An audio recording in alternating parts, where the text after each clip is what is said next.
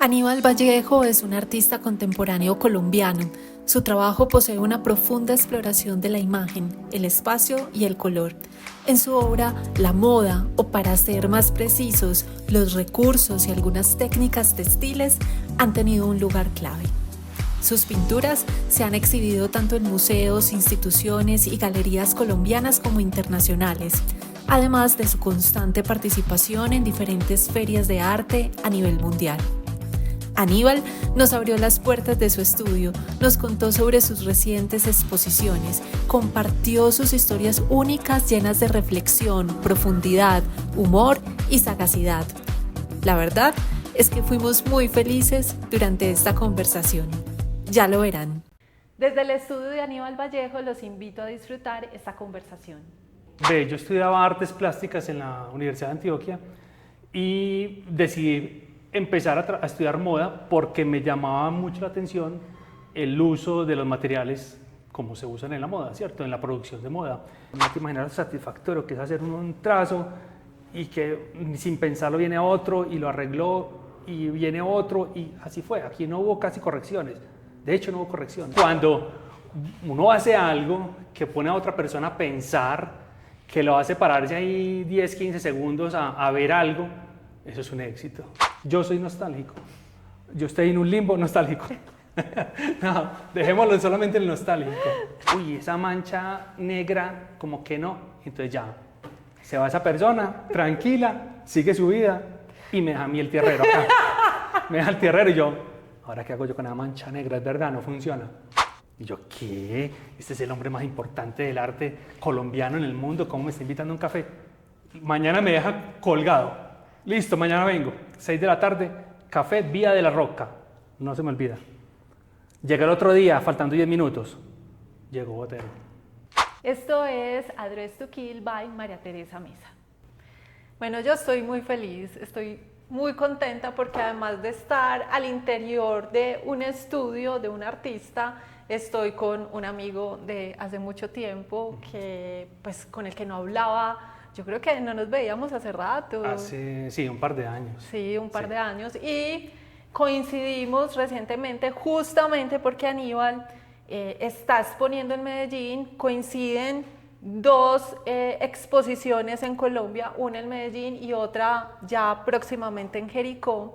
Y dije, este es el momento ideal para hablar con Aníbal, para encontrarnos, para entrar a su estudio y de alguna manera abrir ese espacio para que otras personas también lo conozcan y conozcan su obra, una obra hermosa que yo quiero que sea él quien nos la explique y nos cuente un poquito de cómo ha sido su trayectoria. Aníbal, qué rico tenerte aquí conmigo. Muchas Estoy gracias. muy feliz. Yo también estoy muy contento de que estés aquí.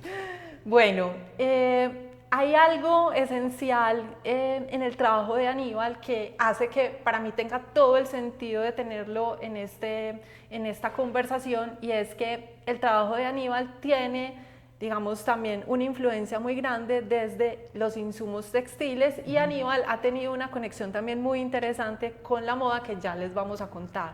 Yo creo que podemos arrancar por ahí. Sí, empecemos por ahí. Yo estudiaba artes plásticas en la Universidad de Antioquia y decidí empezar a estudiar moda porque me llamaba mucho la atención el uso de los materiales como se usan en la moda, ¿cierto? En la producción de moda. Por eso decidí meterme en la Colegiatura Colombiana de Diseño y empecé la carrera de moda, atraído por los materiales, telas, hilos, patrones, etc. Y lo hice con la intención de aprender ese mundo, conocer ese mundo de materiales. Y aunque en ese momento no pensaba que iba a integrar con mi trabajo de artista en la pintura, pero me llamaba la atención y quería profundizar en eso, por eso estudié moda. Y bueno, me gusta la moda, me gusta ver desfiles, ver editoriales, ver todo ese entorno de moda me enriquece y me llena. Yo voy a hacer un poquitico el contexto y voy a ser un poquito infidente, y es, claro, Aníbal estudió en la Universidad de Antioquia Artes Plásticas, sí. Después inicia una trayectoria muy interesante en la colegiatura, se funden esos bagajes y esas sensibilidades, y es maravilloso tener esas conversaciones constantes con Aníbal en la que toda esa información empieza a mezclarse, y es muy bonito, y lo decimos los amigos que fuimos testigos y hemos sido testigos de ese proceso, porque hablábamos de arte, pero también hablábamos de moda y se equiparaban ambas disciplinas de una manera fantástica. Por ejemplo, Aníbal fue la persona que a mí me presentó a Hussein Chalayan. Yo no sé si tú te acuerdas de esa escena. No me acuerdo de la escena, pero entiendo perfectamente por qué Hussein Chalayan, la maravilla de trabajo que tenía en principios de los 2000, que empieza con esas mesas, esas sillas que se convertían en prenda en la pasarela. Esas cosas fueron las que me empujan a mí a buscar la moda, porque era ese performance, esa parte que se salía del pretaporte, del uso diario, de la moda del día a día, y se convertía en una cosa, un performance artístico.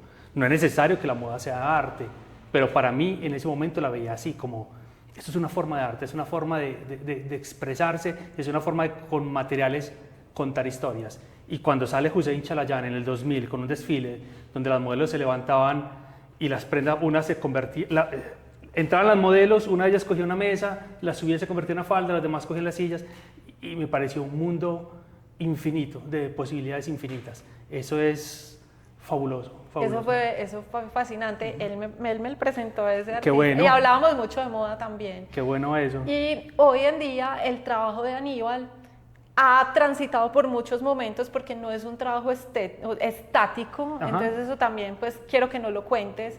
Y tiene muchos rasgos en ciertos momentos que traen esa información textil y aparece o desaparece de acuerdo como al momento también de que él está ahí como plasmando en su obra. Háblanos de eso. Claro, pero mira, para yo llegar a intervenir la pintura con el hilo o a intervenir yo telas de confección con pintura pasaron muchos años en los que yo estuve probando distintos lenguajes, distintos medios, y alrededor de 5 o 6 años empecé a hacer pespuntes con el hilo, a perforar la tela y a hacer pequeños pespuntes como los que se hacen cuando uno cose un molde o algo rápido.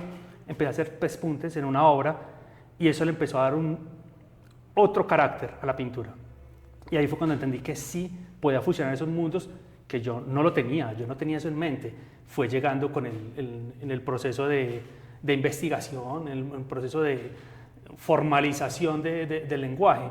Y empecé con eso, con pespuntes. Después empecé a coger telas de confección, de muebles, sobre todo porque son las que tienen un gramaje más grueso, y empecé a pintar directamente sobre ellas. Empecé a dejar el fondo, que el fondo se viera y que el material se viera como era, y ya empieza la fusión en sí de lo que son los dos mundos. A mí me parece que eso ha enriquecido mucho mi trabajo como pintor.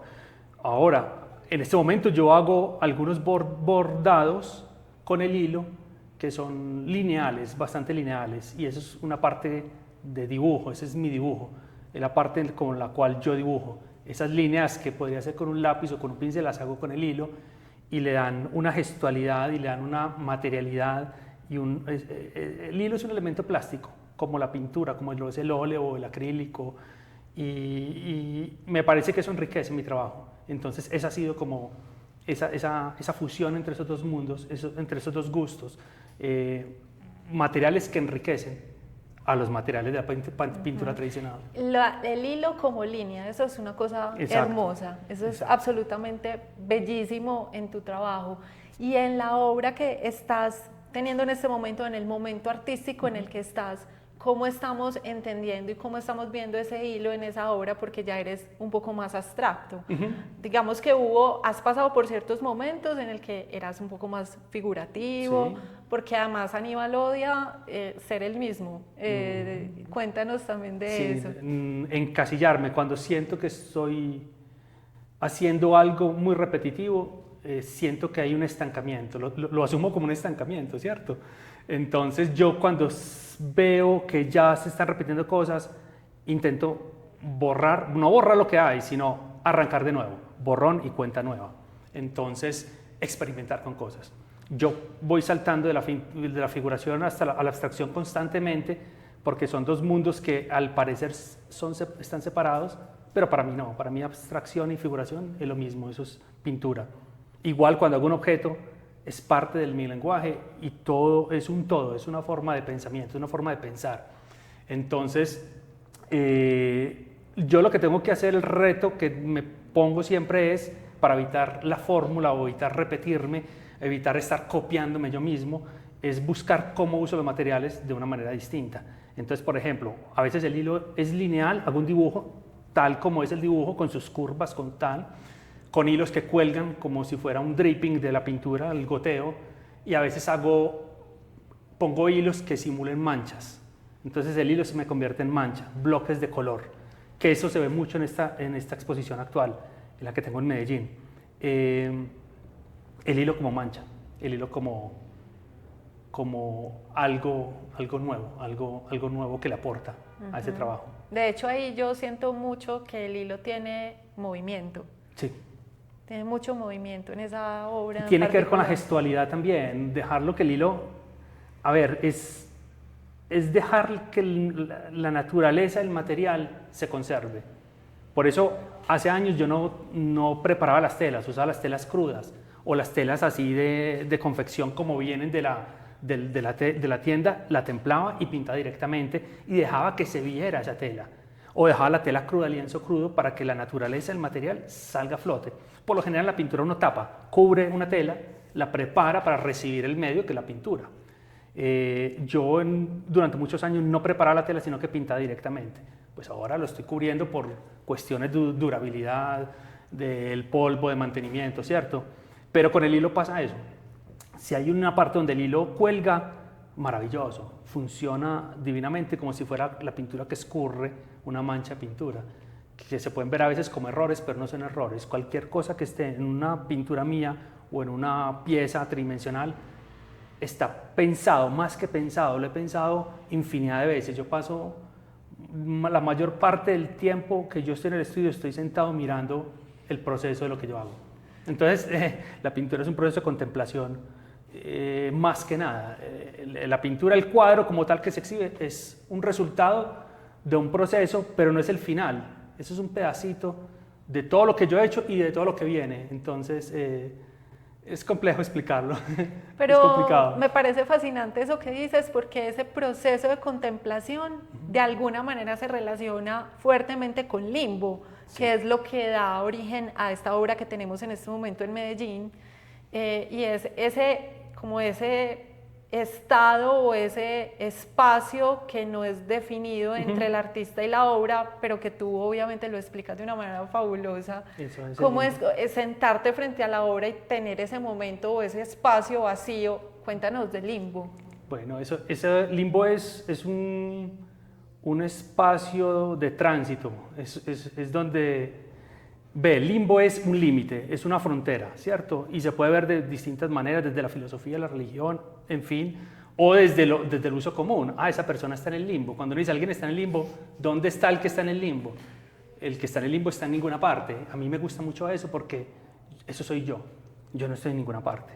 Yo no soy diseñador, y yo no soy escultor, yo soy pintor, yo no soy nada, no soy absolutamente nada. Yo estoy ahí en ese limbo, en esa frontera, parado, mirando a lo que viene. Entonces, Limbo es eso, es esa mezcla de pinturas figurativas, abstractas, con bordados, sin bordados, coloridas, hay una pieza escultórica. Entonces Limbo es eso, y resume muy bien todos estos años que he recogido de trayectoria, pues de experiencia, y es un momento donde yo digo, ya, esto es lo que soy, esto es lo que yo pinto. No sé si está bien, no sé si está mal, no importa, no me interesa, yo hago las cosas y para mí están bien. Entonces, ya, ahí se exhiben. Y de ahí sale toda esta obra que... De ahí sale toda esta, de ese punto en el que estoy, de sentirme como que estoy en un limbo que no es nada negativo, para nada, todo lo contrario. Para mí Limbo es la liberación, es la libertad total. Cuando digo que es un estado de tránsito, es eso, soy yo como persona, es un estado de tránsito. Yo ya he vivido muchas cosas en la vida, ya tengo mis años, entonces, y mis años de carrera, y Limbo es eso, Limbo es estar en ese punto indefinido, en ese espacio de estado de tránsito, de transición y de cambio, que no sé para dónde va, pero que estoy súper bien ahí. Entonces, Limbo es una exposición muy linda, me gusta mucho porque es muy, muy personal, muy de adentro. Es tan personal que tú te llevaste un elemento clave, sí, de tu estudio hasta la obra. Sí. O sea, es una la primera vez que tú tienes una escultura en una exposición, Sí.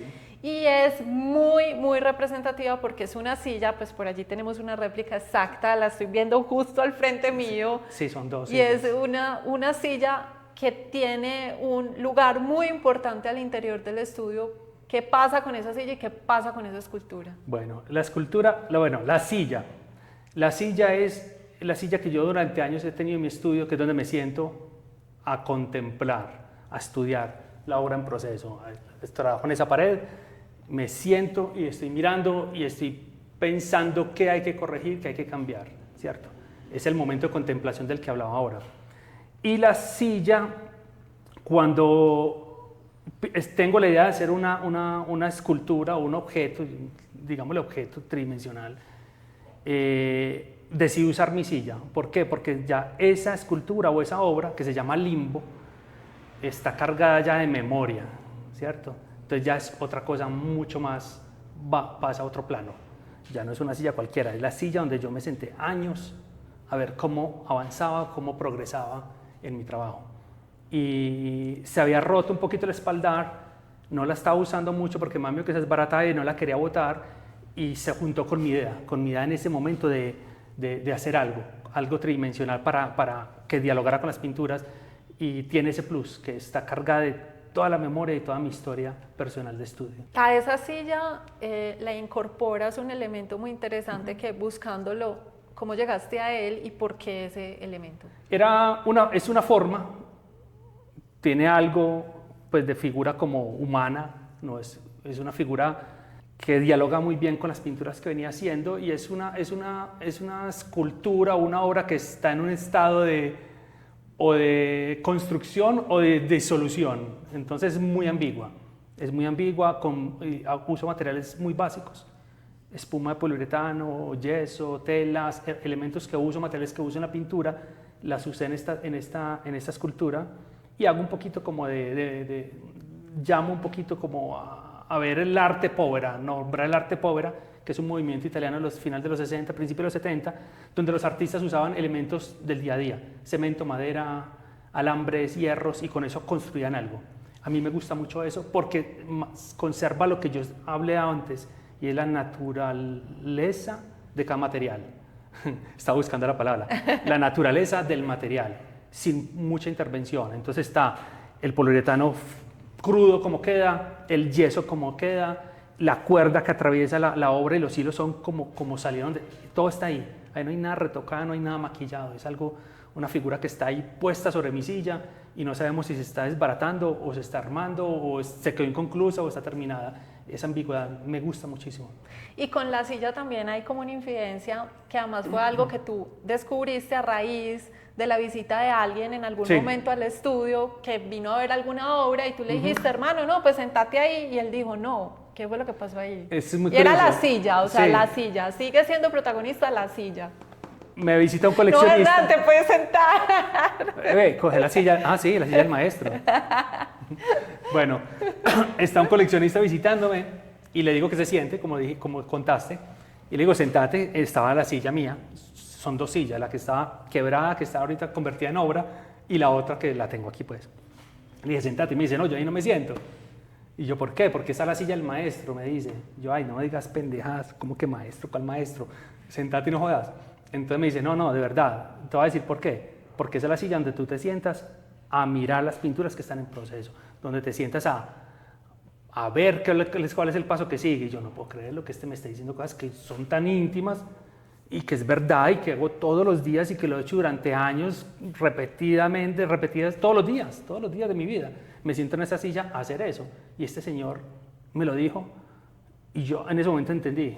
La silla del maestro, muy gracioso. Pues yo no soy un maestro, ni me gusta la palabra maestro, pero ese chiste, que nació como un chiste, se convirtió en el punto de partida del limbo de la obra. Sí, está la silla del maestro. Y el poliuretano lo puse en la silla. El poliuretano es como una espuma que uno echa líquida, como una chantilly, y se endurece como una espuma, y después uno la talla con un bisturí, y es una maravilla. La tiré encima de la silla, y se metió por entre la madera, y se integró a la silla, y quedó como un bloque, y fabuloso. De ahí salió Limbo, eso es Limbo. Entonces tiene su historia, tiene su carga. Fantástico. Su carga personal y anecdótica. Además es increíble cómo todos los días descubres al interior de tu trabajo ese tipo de cosas, claro, como ese tipo de insights. Muchas veces es un tercero, alguien ajeno que lo hace entender cosas a uno.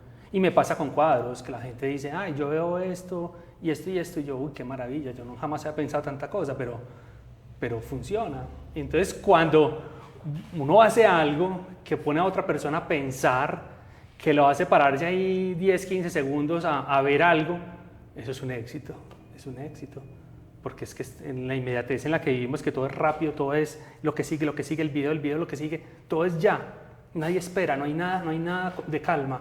Que alguien se pare a ver algo y a ver cosas en esa cosa que uno hizo, eso es una maravilla, y a mí me gusta mucho que la gente me diga ese tipo de cosas. A mí a veces la gente me opina como con mucho miedo, y siempre llegan y dicen, yo no sé nada de arte. Bueno, no tiene por qué saberlo, pero aprecio mucho que me digan las cosas que piensan. Yo jamás espero opiniones de un experto, no me importan las opiniones de los expertos. Aquí no hay nadie experto en ninguna cosa, en nada, en nadie. No solo en arte, ni en nada, nadie es experto en nada, todos estamos en aprendizaje constante. Entonces que una persona venga y me hable sobre algo que vio en un cuadro mío, o que un cuadro mío le produjo algo, o un detalle como el de la silla, por Dios, yo aprecio eso cantidades, y a mí esas cosas me van llenando de historia y de, pues como algo que me empuja como a explorar cosas. ¿Qué te han dicho de algunas de tus obras en esos feedbacks espontáneos que hace la gente, que creo yo son los más bonitos? Sí, claro. Que te hayan llamado la atención, desde que te hayan puesto a pensar hasta que terminen siendo incluso, no sé, como chistosos. Pues yo me acuerdo de uno, pero que lo digas tú. Fue justo en esta exposición de Limbo que una señora llega y me dice, yo no sé nada de arte, yo no sé nada, pero no sé qué estás expresando en ese cuadro, pero ya veo como algo. Y yo, pero a ver, cuénteme qué es ese algo. Con tanto misterio me dice, yo ya veo como un pene. Y yo, bueno señora, uno ve lo que quiere ver, uno ve lo que uno quiere ver. Y eso es lo bonito de la pintura, o sea, vos puedes ver un pene, ahí maravilloso, le dice usted, señor, usted puede ver un pene, una escena erótica, 2 hombres, 3 penes, 4 penes, vea todos los penes que usted quiera imaginarse. Que para mí eso está muy bien, está perfecto. Imagínate todo lo que puede producir unos colores o una pintura. Ese tipo de cosas. Eso me parece enriquecedor, me parece bonito. No es una visión como ni simplista, ni peyorativa, ni despectiva, no, para nada. A mí me gusta mucho que la gente venga desde su propio sensación, sentimiento, diga espontáneamente lo que piensa, ¿cierto? Es que realmente la gente lee la pintura desde su punto, su posición, desde su conocimiento, desde sus limitaciones o lo que tenga, ¿no? Porque me acuerdo mucho en una exposición en Houston, alguien me hablaba del cuadro, el cuadro había un círculo, y ella me decía, es que yo veo a esta mujer detrás de la luna. Está muy bien, está desde su visión, desde su sensación, y eso está muy bien. Es que el arte no es estático, el arte no es una cosa ya grabado sobre piedra y ya no se puede cambiar, ¿no? Es algo que se mueve, que dice cosas, que de alguna manera dialoga con la gente, y uno dialoga con una obra. Yo hago eso con las obras de los otros artistas, cuando me producen algo, y yo veo mi lado. Obviamente yo no voy donde el artista, pero porque no porque me dé pena, sino porque no son inalcanzables para mí, ¿cierto? Entonces, yo quisiera también hablar con artistas y decirle, hey, ¿qué estás pensando que estás haciendo esto? Qué bueno, qué maravilla, qué oportunidad. Es bueno eso. Cuando tú estás aquí en el estudio trabajando, que además tienes una rutina maravillosa, ahorita no la cuentas, y estás sentado en esa silla viendo la obra, ¿en qué momento sabes que la obra está lista? Ok. Después de todo ese estado, ese momento de contemplación, que no es un día ni 2, pueden pasar semanas y meses. Yo a veces bajo una obra de una pared, la guardo y al tiempo la saco y pasaron años y le hago lo que faltaba. ¿Cómo sé yo que está? Cuando la estoy mirando y ya no me molesta. Porque es como cuando uno ve algo y uno dice, aquí falta algo, está cojo, no sé, no me convence. Cuando ya una pintura no me pasa nada de eso, es porque ya está. Pues sin buscarle tanto, eso es cuando ya no deja de molestarme. Entonces ya hay una armonía y un equilibrio. Obvio, mi armonía y mi equilibrio, ¿cierto? Ajá. Porque siempre está la opinión del tercero. No, a eso le falta color, a eso le falta capas, a eso le falta trabajo. Eso no importa, eso uno sabe cuándo es. Cuando ya, en mi caso es cuando no me molesta, cuando ya no me deja de molestar esa pintura, ya está lista para irse, exhibirse o irse para una casa o para donde quiera irse. Y es muy importante que nadie te diga nada. Muy importantísimo porque, mira, En ese proceso, en el proceso antes de que termine la obra, es muy importante que nadie opine.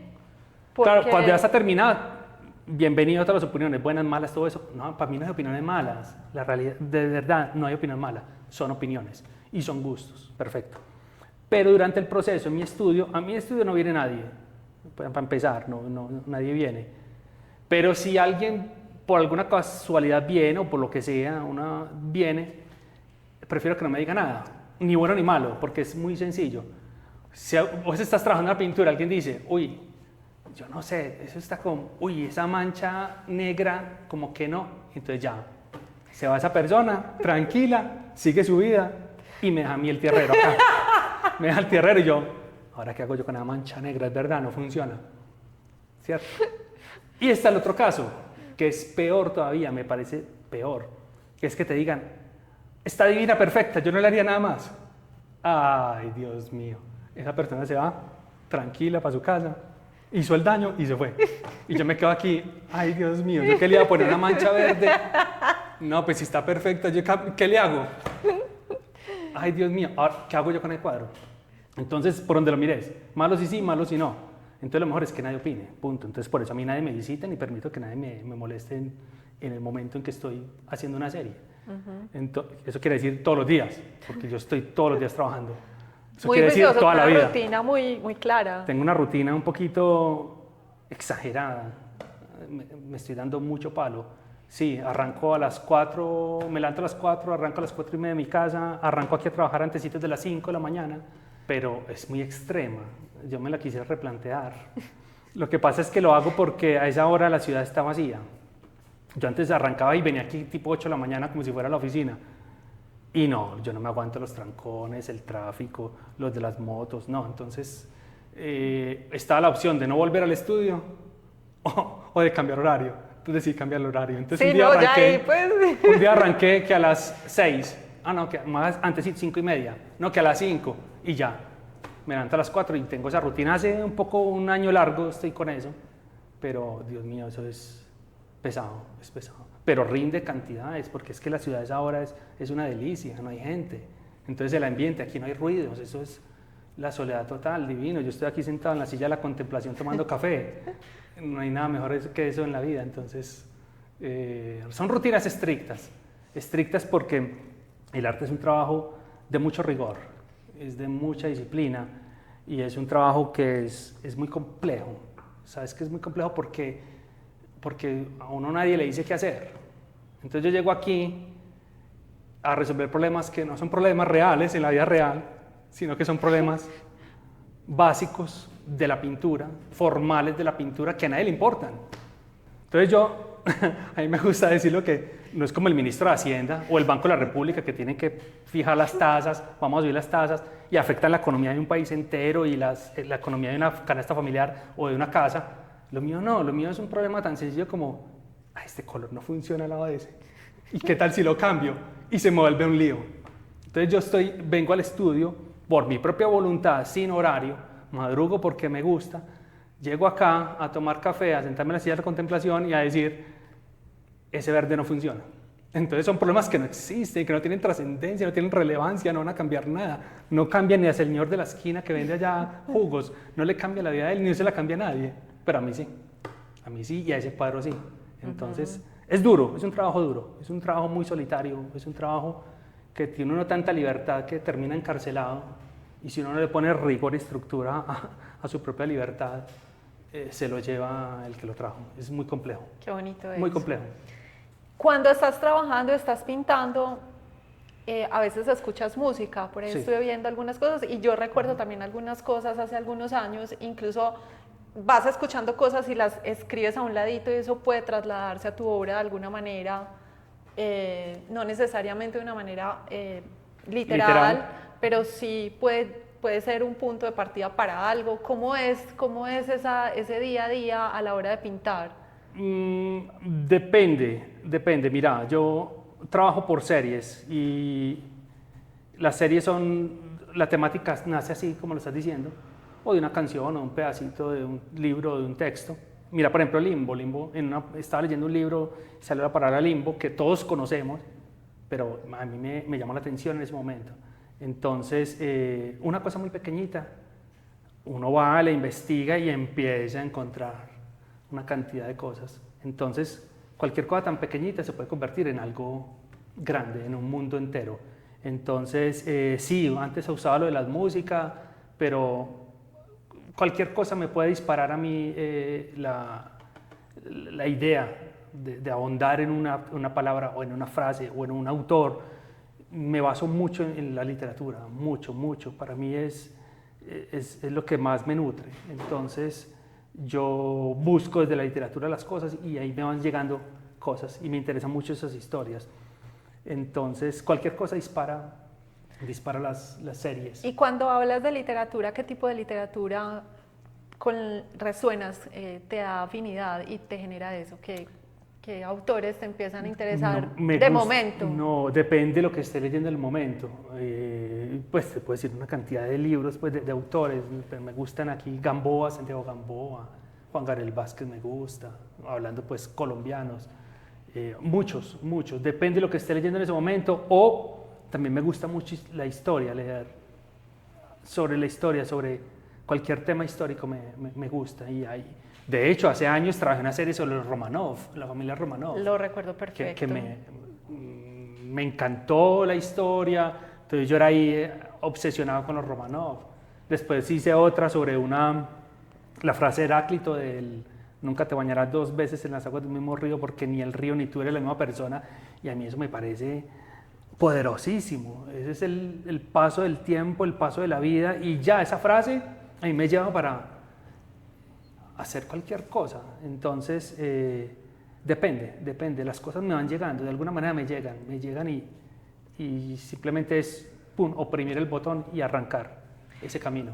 En Limbo específicamente, a mí me llamó mucho la atención que tú dijiste, este cuadro que está aquí exhibido en esta obra de Limbo, este cuadro en particular es lo mejor que yo he hecho en mucho tiempo. Sí. ¿Por qué ese cuadro? Porque tiene la libertad que he buscado siempre. Muchas veces la pintura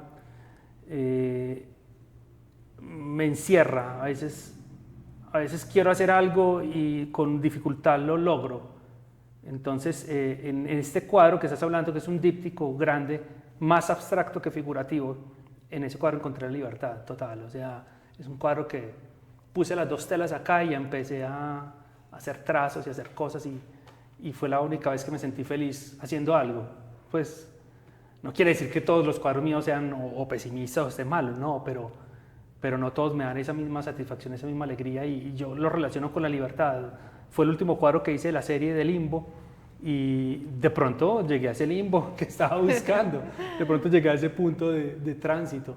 Entonces, tiene que ver con las sensaciones que tengo cuando pinto, con la libertad. No te imaginas lo satisfactorio que es hacer un trazo y que sin pensarlo viene otro y lo arregló y viene otro, y así fue. Aquí no hubo casi correcciones, de hecho no hubo correcciones, simplemente agarré y pinté libre y ya, en 2 semanas de la exposición, y si queda bien y si no, no pasa nada. Entonces, lo logré hacer el cuadro, pero es eso, es la sensación que tuve de libertad total, de libertad absoluta y de tranquilidad. Entonces, ese es ese cuadro. Y bueno, ahora después de Limbo llega una nueva exposición que estará en Jericó. Sí. Cuéntanos de esa exposición. Bueno, en Jericó hay un museo que se llama el MAJA, Museo de Artes de Jericó y Antioquia, pues, MAJA, esas son las siglas. Me invitan del museo a exponer, yo digo, listo, gracias por la invitación, pero yo voy a ir a Jericó a conocer el museo, pues para ver cómo es la cosa. Yo a Jericó había ido cuando era niño, es decir, no me acordaba de nada. Fui a Jericó a conocer el museo. Listo, estaba en la sala suya, definimos fecha. Y al regreso venía para Medellín y yo, ¿qué voy a pintar yo para Jericó? Pues a mí cuando me invitan a un proyecto yo quiero todo nuevo. Yo no reciclo que lo que tengo en el estudio y armo ahí una historia, no. Cada vez que me invitan a mí a una exposición, una galería, en un museo, todo de cero. Voy, veo el espacio y después hago la obra. Y cuando venía de Medellín, salgo de Jericó, que eso es así, una espiral horrenda, hasta que llega abajo pues al Cauca, pues a las vías esas 4G. Y yo venía mirando y era ese paisaje, que es el mismo paisaje que yo veía desde Támesis, que es la tierra de mi abuelo, donde está la finca familiar, donde yo crecí, me pasé toda mi infancia, mis vacaciones, cada 8 días iba allá y todas mis vacaciones de colegio me iba para la finca Támesis y era el mismo paisaje. Yo bajaba a Jericó y iba viendo la misma montaña, las mismas brumas, ¿cierto? Y yo dije, esto es lo que yo voy a hacer, es esto lo que quiero. Voy a hablar sobre ese paisaje. Yo jamás he pintado paisaje, era un tema, pues un reto nuevo, y como a mí no me gustan los retos, entonces me metí en el reto de hacer paisaje. Con la diferencia que este tiene una carga emocional mucho más grande, porque la exposición se llama La Cascada, vista del Cartama desde la vereda de la Mesa. La Cascada es el nombre de la finca familiar que queda en Támesis, en la vereda de la Mesa. Y desde donde está la finca, la cascada, es una meseta que por un lado se ven abajo espléndido el paisaje, los farallones de la Pintada, y detrás está el río Cauca, el cual atraviesa el Cartama, que no se ve desde la finca, pero que yo lo puse igual como si lo viera. Y detrás, al otro lado, está la montaña que da hacia Cristo Rey y detrás está Jericó. Eso es una belleza, ese es el paraíso en la tierra para mí. Y es eso, yo me sitúo en esa terraza donde me situé toda la vida desde chiquito, a ver ese paisaje de día y de noche a todas las horas del día. Y yo sé que entre esas montañas pasa el Cartama, yo no lo veo, pero el Cartama comunica y separa al mismo tiempo a Jericó y a ciertos pueblos del suroeste. Y esa es la historia. La historia es esa imagen, ese recuerdo que yo tengo desde esa terraza en la vereda de la Mesa, ese punto geográfico que existe de ese paisaje del suroeste que mucha gente conoce, ¿cierto? Tal vez a la gente se le olvide el paisaje, pero esa es la exposición en sí. Son mis recuerdos de lo que yo veía, lo que yo sentía, esa sensación, esos colores que yo veía desde esa terraza, que es el mismo paisaje que convierte Jericó. Entonces esa es, grosso modo, toda la idea de la exposición. Dijiste una palabra clave y es colores. Y cuando pensamos en la obra de Aníbal Vallejo, sin duda hay un tema que resalta y es el tema del uso del color y la búsqueda del color, que ha sido bastante particular.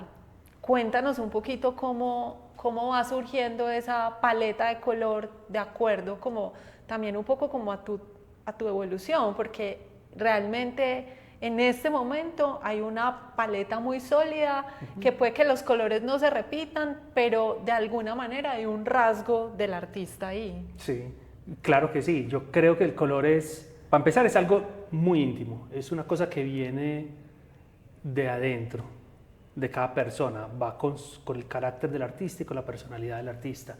Pues todos podemos estudiar teoría del color y saber cuáles son los primarios, los complementarios, los secundarios, pero poner un color al lado del otro es una cuestión complicada y muy difícil, y ahí es cuando entra la personalidad del artista, del pintor. Eso es como escribir un poema, hay que buscar muy bien las palabras y que funcionen, ¿cierto? Entonces hay escritores que le dan cierto tono, ritmo y todo eso. En la pintura pasa lo mismo con el color. Es inexplicable para mí de dónde viene el color. Cuando yo arranqué a pintar usaba mucho negros y grises y era muy estructural porque todavía no dominaba esos colores que estaba buscando dentro de mí, porque sin quererlo uno está siempre buscando cosas. Y yo ahora, hablando de la exposición del Cartama de Jericó, hay colores que yo tengo en la memoria desde que era niño, y entonces esos colores veo que se repiten en mi trabajo. Hay unos azules, unos grises, hay unos rosados con un poquito de amarillo. Son cosas que yo no puedo definir, que no sé cómo se llaman. Alguien dirá que es un azul cobalto, un azul navy, qué sé yo. Colores que hay, pero los colores que yo hago no existen, están en mi cabeza. No quiere decir que no se puedan hacer, ahí están los materiales, todos podemos armar los colores, pero eso es una parte que viene adentro, desde la emoción, desde la personalidad. Es muy complicado hablar sobre el color, pero es la base de mi trabajo. Es la base de mi trabajo. Lo único que yo sí sé es que no hay un solo color puro en mi trabajo. Nunca uso colores puros. Nunca hay un amarillo puro, un rojo puro, un azul puro. Nada de eso. Siempre están modulados. Son colores apastelados, mezclados, trabajados. Es muy complejo porque yo hago un color y ya no se vuelve a hacer. Ya no. A veces si yo necesito extender la pintura a la pared, pues voy a Pintuco y lo hace un computador. Entonces yo voy y escojo y el computador me da la referencia y lo puedo repetir si la quiero expandir en una pared, ¿cierto? Pero ya es una cosa de instalación, si la quiero en la pared de una galería, de un museo. El computador me facilita eso, el computador donde venden la pintura. Pero cuando yo estoy preparando colores, yo nunca voy a hacer otro color, nunca se repiten. Soy incapaz de hacer dos colores iguales, siempre hay variación.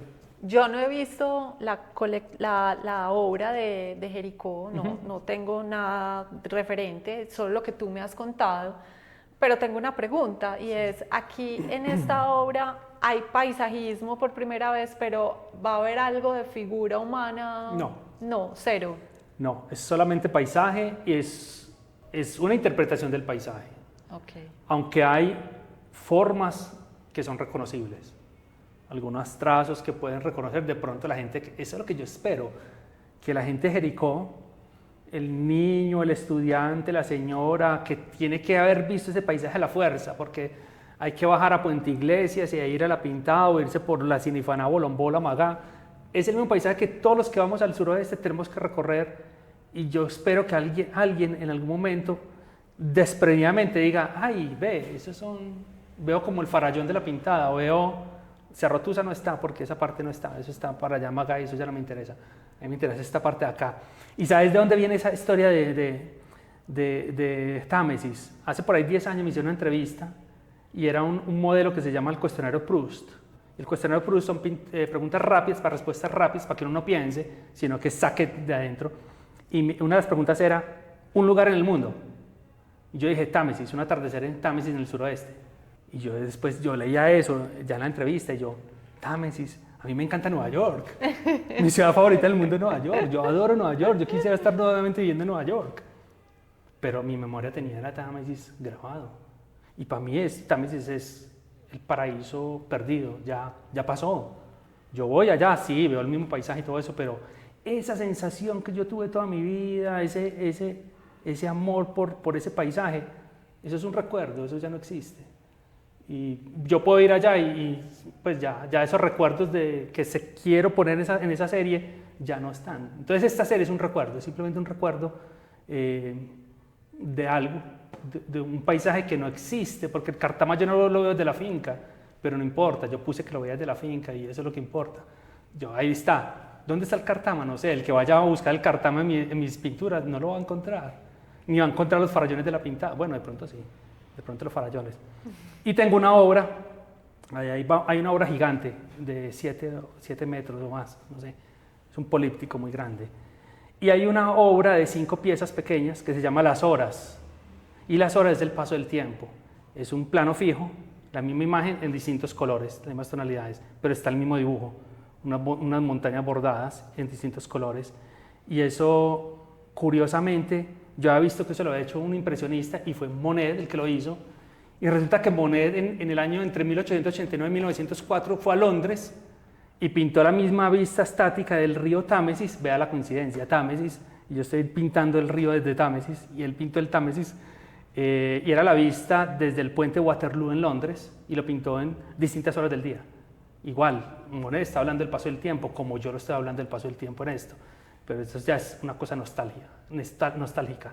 Es cómo ha pasado el tiempo desde mi memoria y cómo recuerdo yo esa vista. Bueno, no me baso en fotos, nada, simplemente esta exposición es un recuerdo, no es nada más, es un recuerdo nostálgico de lo que fue y que no va a volver a ser, porque ya no puede ser.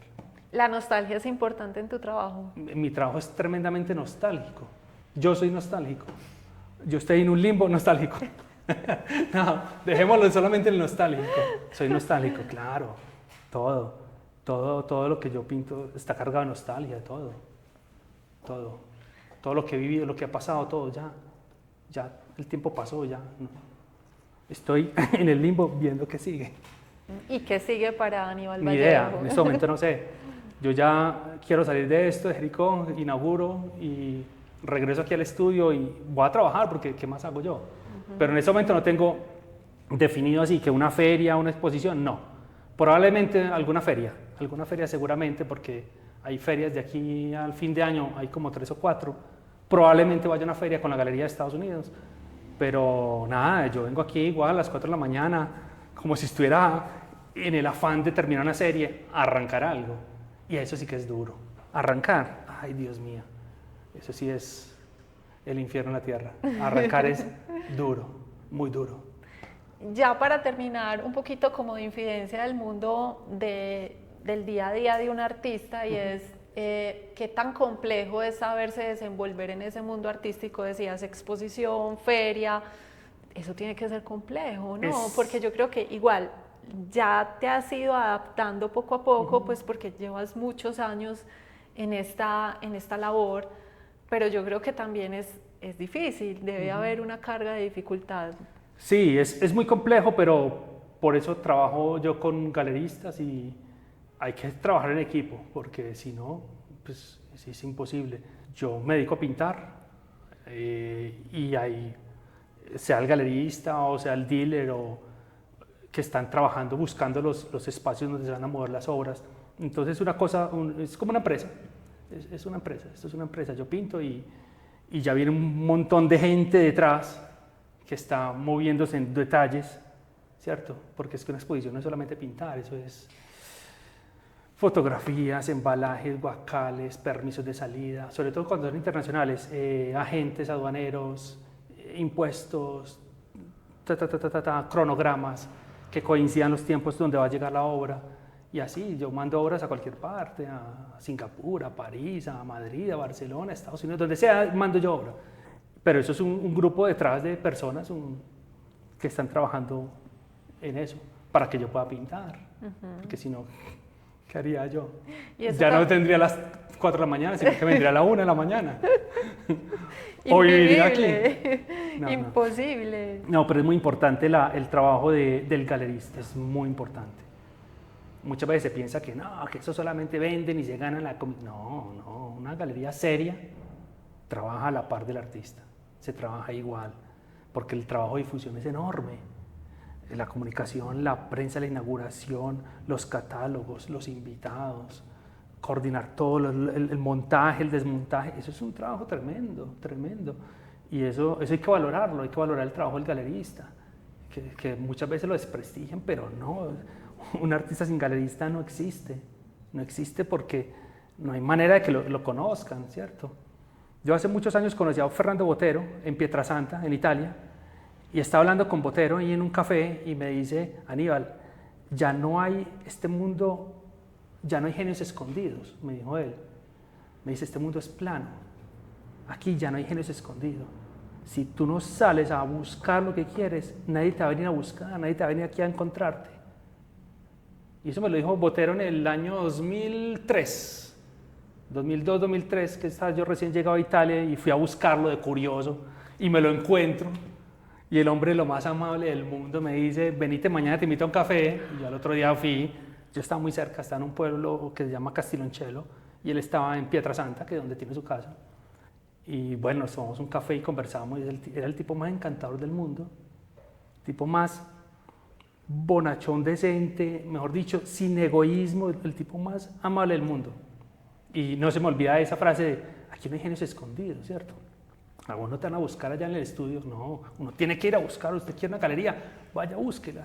La quiere en Shanghái, vaya a Shanghái y se la busca. Porque no van a venir de allá o de Singapur, hey, te quiero llevar, no. Entonces es un trabajo de equipo y de no quedarse esperando a que lo llamen o que le sirvan en bandeja de plata las cosas. Es un trabajo de moverse, contactos. Así es. Bueno, yo creo que con esa anécdota cerramos esta conversación, además una anécdota, toda la conversación muy emotiva y muy emocionante, y esta anécdota es, yo creo que particularmente significativa. No, y si te cuento el resto de la anécdota. ¿Cuál? Me dice Botero, entonces, es que, a ver, yo voy a Pietrasanta porque sabía que ahí estaba Botero. Entonces yo pues venía como buen joven arrogante artista de Medellín, Colombia, diciendo que la pendeja con ese Botero, que donó un museo, que regaló obras, se encartó, ¿cierto? Lo que dice todo el mundo de Botero, decía todo el mundo de Botero. Y entonces yo estaba ahí cerca a Pietrasanta, estaba 20 minutos, y yo, vámonos a Pietrasanta, le dije pues a la persona con la que estaba en ese momento, vamos a Pietrasanta, yo veo qué es lo que hace ese señor por allá. Y llego allá, y lo primero que me encuentro es una capilla del 300, de 1300, donde Botero había hecho los frescos de la capilla. A mí me impresionó mucho porque en Italia, para que a vos te dejen siendo un latinoamericano tocar algo en la cultura italiana, uno tiene que ser excepcional. Ellos son muy celosos de la cultura, ellos son muy celosos de sus cosas, de su arquitectura, de sus espacios, nadie interviene en ellos. Y Botero ha pintado el cielo, el infierno en un fresco en la iglesia, y en el infierno se ha pintado él arrodillado, y me pareció súper simpático. Yo, bueno, este señor sí ha hecho como algo, pues ya es un logro, lo va a reconocer un logro. Y seguí caminando por Pietrasanta cuando, ¡bum!, me encuentro con Botero. Venía Botero con Lina, la hija, con Fernando Botero, con unos niños y con Sofía Bari, la esposa. Y yo ni pensé, yo dije, señor Botero, me la arruiné. Y entonces me dice, sí, yo, ve, soy Aníbal Vallejo, vengo de Colombia, soy un artista, podemos hablar. Y me dice, mira, ¿te estás quedando dónde? Me dice Botero. No, yo estoy aquí en Castilonchelo, 20 minutos. ¿Puedes venir mañana? Yo, sí, ¿por qué? Mira, es que voy para la playa con mi familia, como ves. Aquí están todos mis nietos y vamos ya para la playa. Venite mañana, te invito a un café. Y yo, ¿qué? Este es el hombre más importante del arte colombiano en el mundo, ¿cómo me está invitando a un café? Mañana me deja colgado. Listo, mañana vengo. 6 de la tarde, café Vía de la Roca. No se me olvida. Llega el otro día, faltando 10 minutos. Llegó Botero. Se acordaba de mi nombre, me dice, Aníbal, sentate, contame pues, ¿qué me querés decir? Y yo no tengo nada que decirle. ¿Yo qué tengo que decirle? Yo le dije, no, es que yo soy un artista recién llegado, ¿qué puedo hacer? Aconsejeme. Y ya me empezó a conversar. Y me dice, ve Aníbal, llegué a Nueva York con $200 en el bolsillo. Y todo el mundo me decía que no, y que no, que no. Durante 9 años, todo el mundo me dijo que no, ningún galerista. Nunca mi trabajo fue bueno, nunca a nadie le interesó. 9 años estuve caminando en Nueva York hasta que alguien me dijo que sí. Y ahí fue cuando conversamos todo ese tipo de cosas. Y me dice, yo te puedo ayudar de una manera. Te escribo un texto sobre tu obra. Y yo le dije, no, pero Botero, no, señor, no, yo pinto abstracto y yo sé que usted da lo abstracto. Y me dijo, ¿eso qué importa? Mi esposa, mira, hace pintura abstracta, escultura abstracta, y a mí no tiene por qué gustar. Tráeme algo, déjamelo aquí en el café de Vía de la Roca, que yo vengo todos los días, y yo te escribo algo. Y yo me fui para Castilonchelo, más peor, emproblemado. O sea, Botero me la tiró y se fue tranquilo para la playa, y me dejó con el problema más grande del mundo. Yo, ¿ahora qué le muestro yo a Botero? ¿Yo qué me le muestro? Yo no tengo nada que valga la pena. Entonces yo dije, no, ¿sabes qué? Yo no le voy a llevar nada. No me lo llevo porque mi trabajo no es lo suficientemente bueno. Voy a trabajar 1 año, el próximo verano vuelvo y lo busco. Y nunca pasó nada. Obviamente, no fui, no le dejé nada. Y el próximo año yo no lo busqué y nunca fue suficiente mi trabajo para mí. Nunca estuve a la altura de mostrárselo y se murió Botero. Y esa es la historia de Botero. Hace 2003, ¿cuánto han pasado? 22 años. 22 años. No lo puedo creer. Ese año empecé yo a trabajar con galerías, con mi primera galería en Florencia. Me perdí entre exposiciones y cosas y nunca más volví a hablar con Botero.